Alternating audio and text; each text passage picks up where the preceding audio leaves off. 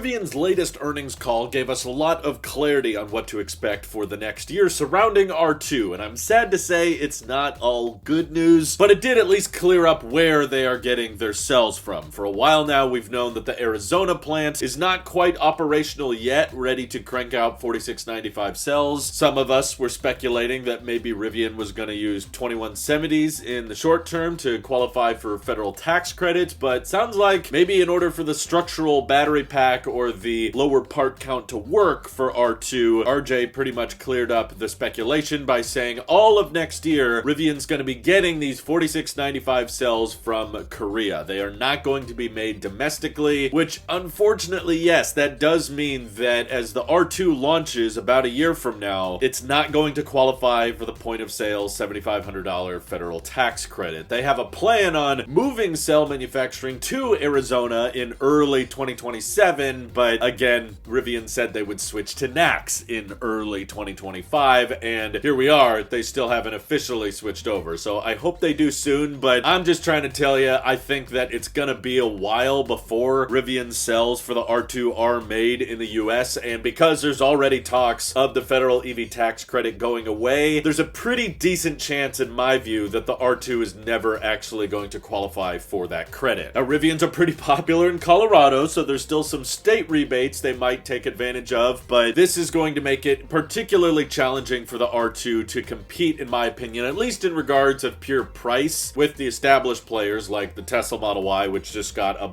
big range boost and a massive price cut that qualifies for the tax credit now. But I think Rivian's going to be banking on brand power, which shouldn't be underestimated in my opinion. That's why there's so many people out there that love sticking with their Toyotas, because they've owned Toyotas in the past and they want to keep buying Toyotas. Or there's a lot of diehard Subaru fans out there. I know many in my personal life. Doesn't matter if the vehicle's all that great or all that different from what else is already on the market. All that matters is I've owned a Subaru in the past and I liked that one, so I want to keep buying Subarus. And Rivian's definitely built a fun and exciting culture around the brand, and I think there's a lot of people that just don't want the associations of Tesla and its leader, so that alone might actually sway a lot of people to be excited to take delivery of an R2, even if it's at a bit of a price premium. If you don't believe me, I think the R1S is a great example. As RJ reminded everybody on the earnings call many times, the R1S is like one of the best-selling SUVs in the country,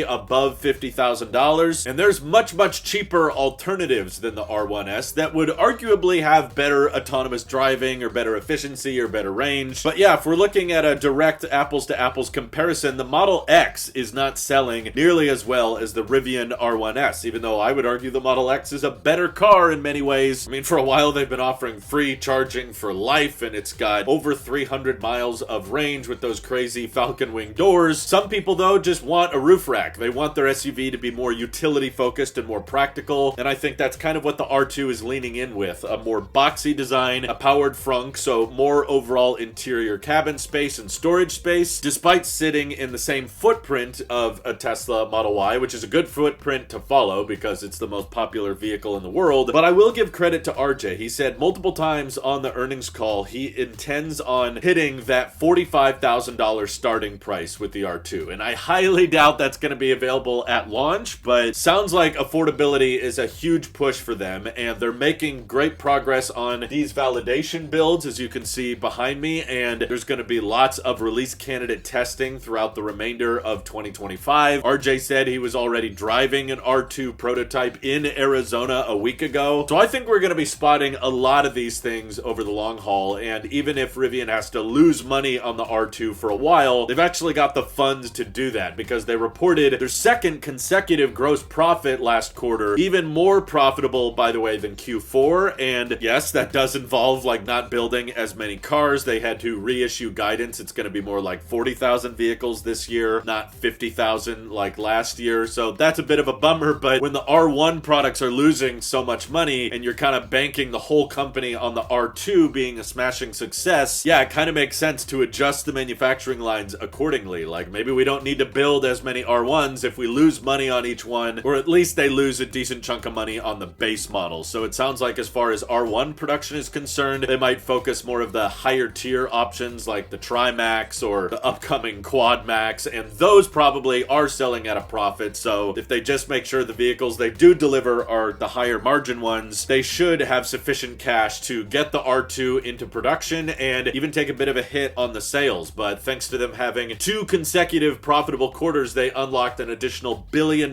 in revenue from the Volkswagen joint venture. So Volkswagen is still getting Rivian's zonal electronics and software for their operating system and making sure that future VW vehicles are easy to update over the air and easy to control doors, windows, thermal management systems, and all that. So Volkswagen is still, in my opinion, getting a lot of valuable intellectual property from Rivian. But the important thing, in my opinion, for Rivian is to have lots of cash on hand, because ramping up the R2 is definitely going to be a huge cash burn. But I think they're going to do it personally. I think they're going to make it. They've got so much cash on hand, and it sounds like they're inching closer and closer to making the R1 an overall profitable product, although it's not quite there yet. They're very much still dependent on ZEV credits, but even with the EV tax credit going away, that is going to make it harder for the R2 to be profitable. But the thing is, the tax credit going away affects pretty much everybody in the EV space. Tesla's going to take a big hit with a $7,500 price hike, and honestly, there's some startups that might wipe them out entirely. Like Slate, for example, is extremely dependent on that $7,500 tax credit, and if that credit goes away, it's basically an instant, immediate, no questions asked 38% price hike on that base model Slate truck everybody's so excited for. It becomes a $20,000 truck to very quickly $27,500, which with taxes and registration is really more like a $30,000 truck without speakers, with hand crank windows, and 150-mile range, and that price is getting dangerously close to what more feature complete vehicles are going to cost. But there's other EV startups that should be unscathed, like of course Aptera is not dependent on a federal EV tax credit anyway, so if anything, the tax credit going away actually helps them, because it's very likely the Aptera will then become much cheaper than a lot of these other EV options out there. But what do you guys think of the R2? Do you think they're still going to be able to hit a $45,000 base price even without tax credits? And what do you think the launch edition R2 is going to cost? If it's relying on an imported battery pack from Korea, they're probably going to start out with a dual motor, big battery. So do they start it similar to the Model Y launch series, around $60,000? Do they start it at $70,000? It would still technically be like one of the cheapest Rivians you could buy, but definitely not going to be competing with the Model Y in terms of pricing, at least right away. But feel free to leave your predictions down in the comments below. And thank you to everybody supporting this channel directly. Seriously, helps us out a ton, as does just watching these videos. So thanks again. Have an excellent rest of your day.